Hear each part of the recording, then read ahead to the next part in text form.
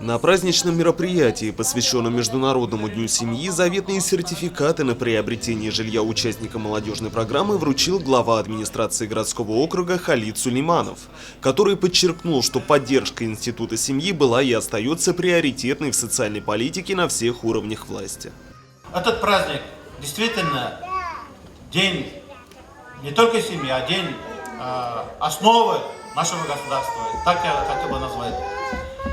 Действительно, очень много и льгот, и всяческих помощи со стороны государства.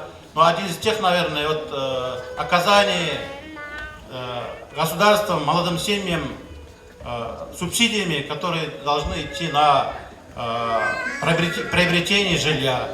Условия постановки в очередь на получение жилищного сертификата, как известно, следующие. Возраст каждого супруга не должен превышать 35 лет. Необходимо наличие постоянной регистрации в СИБА и признание нуждающимися в улучшении жилищных условий. Использовать сертификат молодая пара может при покупке квартиры, строительстве дома или уплате первоначального взноса по ипотечному кредиту. Среди новоиспеченных обладателей сертификата есть и семья Хабиных, в которой воспитываются 3 детей. Наша семья появилась 10 лет тому назад. До этого мы жили в своей однокомнатной квартире. У нас 3 детей. И 5 лет тому назад стали как нуждающаяся семья в очередь. Вот. Я сама работаю в детском саде Акбузат воспитателем. Муж работает в мясокомбинате. А на этот сертификат мы планируем купить большую квартиру.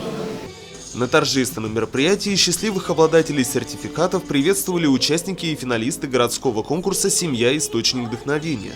Напомним, он проводился с целью выявления и поддержки талантливых семей города, вовлечения их в активную общественную и культурную жизнь, создания условий для творческой самореализации детей и их родителей.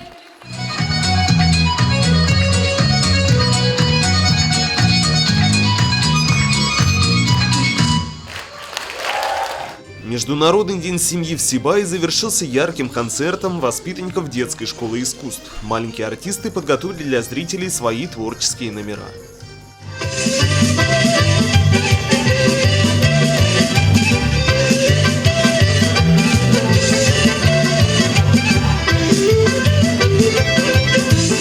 Ринат Музафаров, Айгуль Хамитова, Алик Кадыров, Гульгина Раскильдина, телекомпания СТВ.